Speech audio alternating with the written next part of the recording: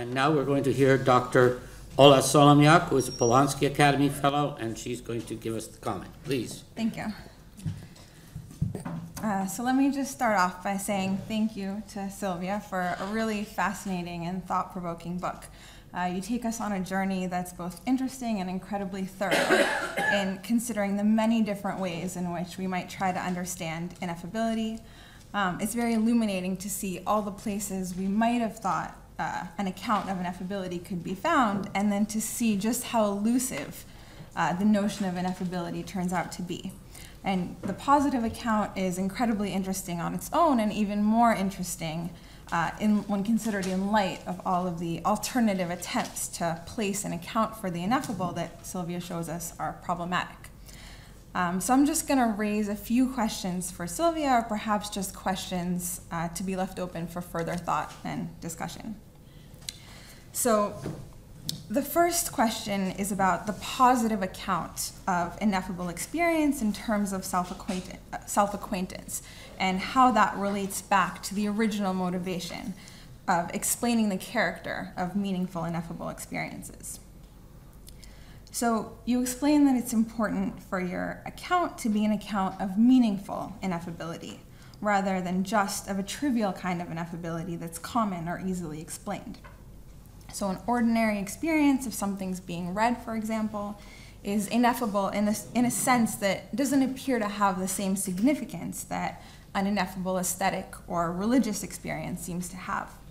So as you explain, the fact that I can't express in language what it's like for me to see read is accounted for by the fact that what's involved here is phenomenal knowledge by acquaintance, and this is inexpressible in a kind of relatively unmysterious way. So this kind of ineffability doesn't give us the same sense of deep meaningfulness that the interesting cases you're most concerned with do. And on your final account, the meaningfulness associated with the interesting cases is to be explained by the fact that it's a special object that we get acquainted with, that we get phenomenally acquainted with in these cases. So our acquaintance with the self is rare and meaningful for us. And I wonder then whether this does full justice to the original intuitions about cases of meaningful ineffability and how they differ from cases of ordinary or trivial ineffability. So there's a sense in the meaningful cases, at least when I reflect on these experiences for myself, that the source of the meaningfulness of the experience and the source of its ineffability are the same. So in listening to the beautiful symphony, for example, I might feel that it puts me in touch with something or kind of grants me a deeper insight that's meaningful and ineffable for the same mysterious reason. That is, there's a sense that something meaningful that's itself ineffable is involved, or alternatively, that the ineffability itself is part of what's meaningful or what grants such special meaning to the experience. And I think these intuitions suggest that there's a kind of tight metaphysical relationship between the ineffability of the experience on the one hand and its meaningfulness on the other. So perhaps the ineffability in these special cases is what explains the meaningfulness, or alternatively, the special meaning of the experience somehow explains its ineffability, or perhaps the ineffability and the meaningfulness are just explained together as having one and the same source. And on your final account, the meaningfulness of the experience and its ineffability are explained separately. So the meaningfulness of the experience has one metaphysical source, and the ineffability of the experience has another. As you explain, the same kind of ineffability that's present in the most interesting and meaningful cases is also present in ordinary cases of phenomenal knowledge as well. So it turns out that the ineffability and the meaningfulness of the relevant experiences are much more separate than we might have thought. So it's not their ineffability that makes these experiences meaningful, or their special meaningfulness that makes them ineffable. These are just two features of the experience that happen to accompany each other in this case. So I wonder if there's a way to accommodate the original intuition that the ineffability and its meaningless are somehow one, so more tightly related, or kind of come from the same source in some sense. And this actually brings me to the second question I'd like to raise about an earlier point in your argument on how we should understand the metaphysics of ineffability. particularly about the question of why we shouldn't think of ineffability in terms of the presence of or encounter with an ineffable object.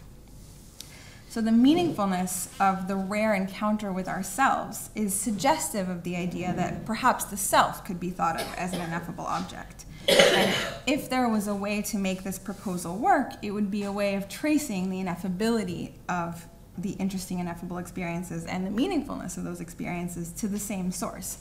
So the specialness of the self would explain both the ineffability and the meaningfulness of the encounter.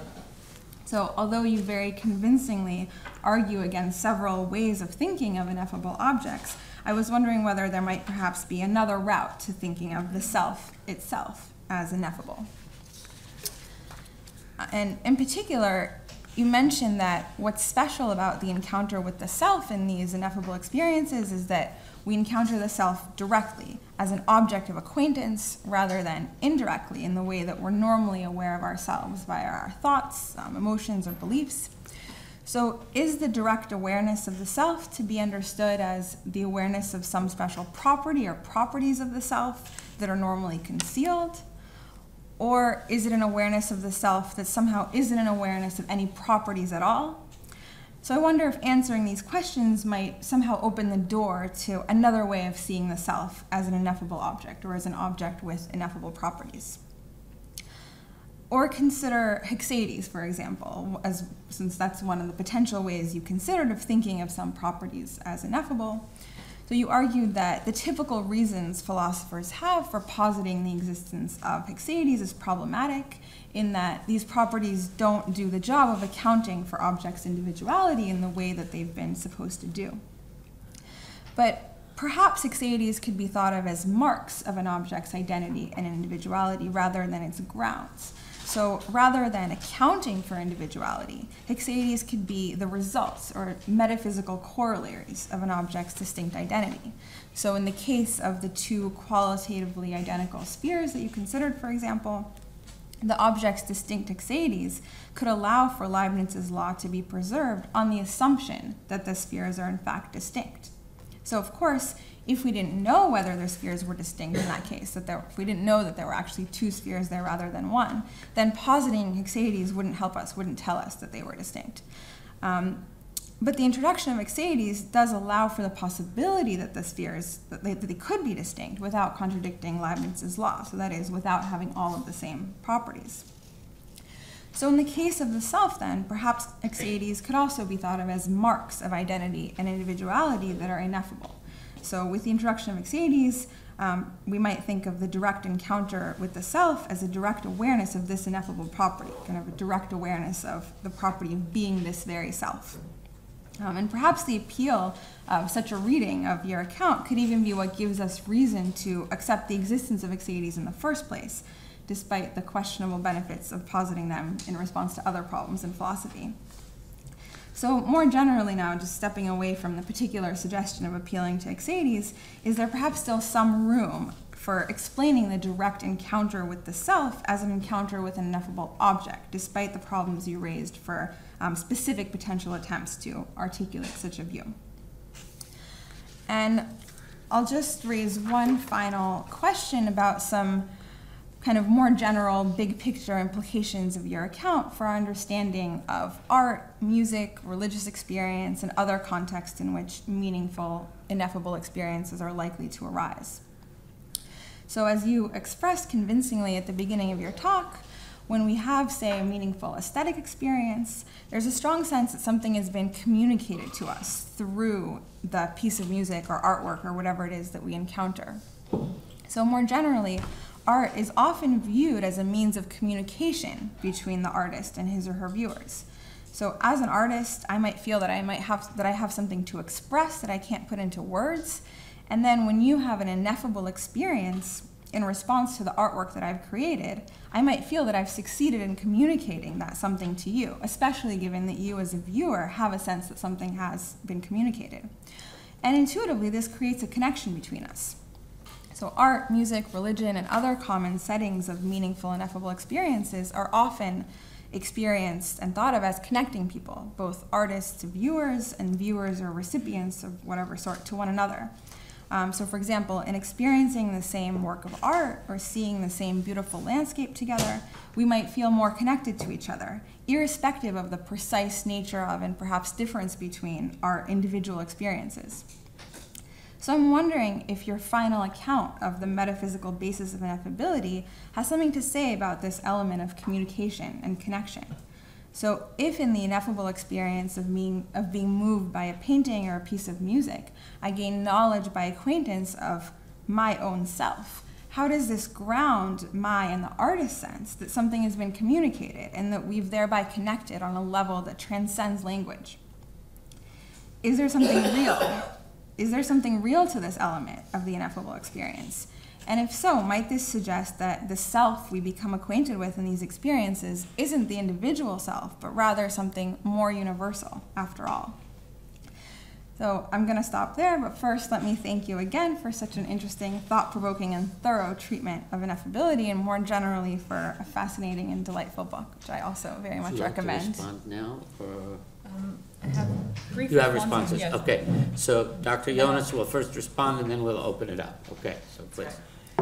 Thank you very much, Olla, for your comments about this, which were all very insightful and suggestive. I'm going to address all three of them as briefly as I can. The first one you mentioned was how you raised the question how to explain the intuition that ineffability and meaningfulness have somehow are related to the same source.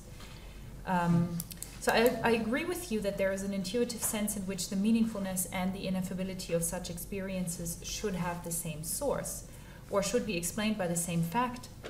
And while I argue in my book that a careful analysis of ineffability indicates that the ineffability of such experience is due to the nature of the kind of knowledge we gain, whereas the meaningfulness of such experience is due to the object of such states of knowledge, I believe that there is indeed a way to accommodate the original intuition that meaningfulness and ineffability have the same source. And the first way to achieve this is by emphasizing again that they both stem from the very same state of knowledge and therefore have indeed an identical cause. But this explanation is of course just a restatement of what's already been said. A second way to accommodate the intuition is perhaps to point out that the ineffability of the experience indeed partly accounts for its meaningfulness. And this is because it is the ineffability of the state of knowledge that draws our attention to the fact that we are in an especially meaningful state of mind. Ordinarily, states of knowledge are either expressible if they are states of propositional knowledge, or they are not expressible if they are states of ordinary ineffable knowledge, such as knowledge how. But even if they are ineffable, we don't normally pay any special attention to their ineffability, and more importantly, we don't try to overcome their ineffability in any way. We simply accept it as normal that we cannot communicate the taste of vanilla ice cream to someone else. But in the case of self-acquaintance, things are different. The ineffability of states of self-acquaintance commands our attention in a way that ordinary states of ineffable knowledge do not.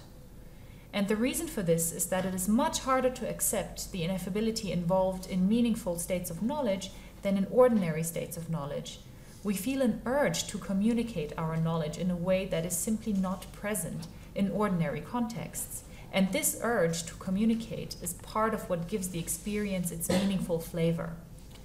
So even if, on my account, the ineffability and meaningfulness of states of self-acquaintance are explained by two different aspects of the respective state of knowledge, it is, after all, one and the same state of knowledge that explains both, and moreover, it is the ineffability of the state of knowledge that accounts to a significant extent, at least, for the meaningfulness we attach to the experience. So that would be a response to the first question. Regarding the second question that you raised, is the self, after all, perhaps an ineffable object? I would say yes, I agree with you that something needs to be said about what exactly the acquaintance relation comes down to here, and more specifically, what part or aspect of the self it is that we get acquainted with. The acquaintance relation is normally taken as a primitive, and there is considerable disagreement as to what kinds of objects can form the possible relata of that relation. So some philosophers believe that we can only get acquainted with our own states of mind. Others believe that we can get acquainted with objects and their properties. Yet others believe that we can get acquainted with facts, and some others even believe that it is possible to get acquainted with propositions in some way, and with abstract objects more generally. And I myself believe actually that we can get acquainted with a whole range of different things, including all of the ones I've just mentioned, but perhaps even more than those. In the special case of the self, however, I'm reluctant to say exactly what aspect of the self we get acquainted with. And that reluctance is due to the fact that I do not want to commit myself to a specific ontology for the self. So, for example, if I conceded that we get acquainted with the self's qualitative properties, then that would imply the existence of such properties, and in turn, the existence of a concrete self. And positing the existence of a concrete self somewhere inside of us, as it were, would then lead to a whole range of new questions about where exactly the self is to be located, what it is composed of, etc. Questions I would prefer to leave open, partly because I believe that they're best answered by specialists in the philosophy of mind, like yourself, and partly because I think that my argument should remain neutral about such substantial questions as to the ontology of the self. However, what you're suggesting, if I understood you correctly, is that it might be the self's hexiety we get acquainted with. And since hexieties are by definition non-qualitative properties, committing oneself to such a view would perhaps not carry as much ontological weight and might in fact be okay. Your suggestion that hexieties might be taken as marks rather than explanations or grounds for metaphysical identity would solve the problem I have raised against hexieties in general, namely the problem that they do not provide a metaphysical account of individuation and therefore do not fulfill the explanatory role they were postulated for. However, one worry I see for the idea that it might be the self's hexiety that we get acquainted with is precisely the fact that hexieties do not have a qualitative character and are to that extent completely identical to one another. This means that every hexiety is indistinguishable from every other hexiety. So I wonder whether explaining self-acquaintance in terms of acquaintance with the self's hexiety would capture the unique nature of that particular experience. I'm not sure it would, but I'm also not sure it wouldn't, and I believe it is an exciting point from which to start further investigations into the nature of self-acquaintance. Okay, now, your third point was about the question, what explains the feeling of communication and connection, especially in aesthetic context or in aesthetic experiences.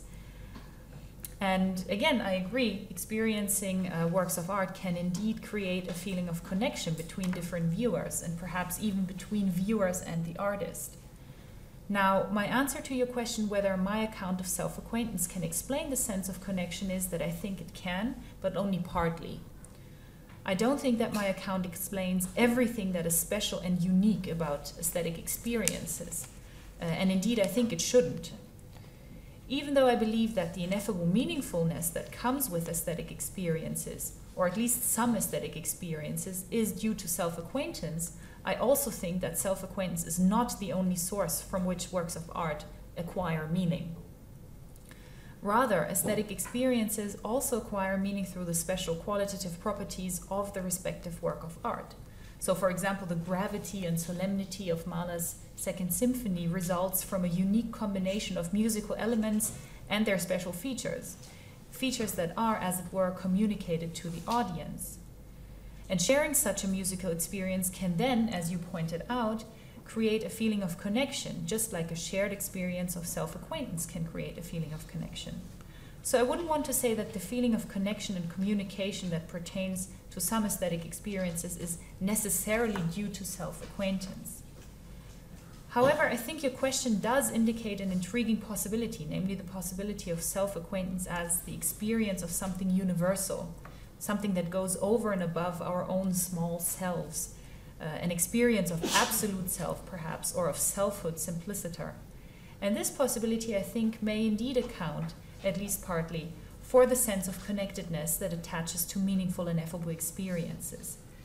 So provided that we recognize an experience of self-acquaintance as an experience of self, and provided that we ascribe that same experience to the person we feel connected to, then this shared sense of being in touch with oneself may lead to a higher sense of connectedness, a sense of connectedness that is grounded in a mutual recognition of self in the other person. And I'd be curious to know what other people think about this, and so I think this might be a good moment to open the floor to discussion. So the floor is open.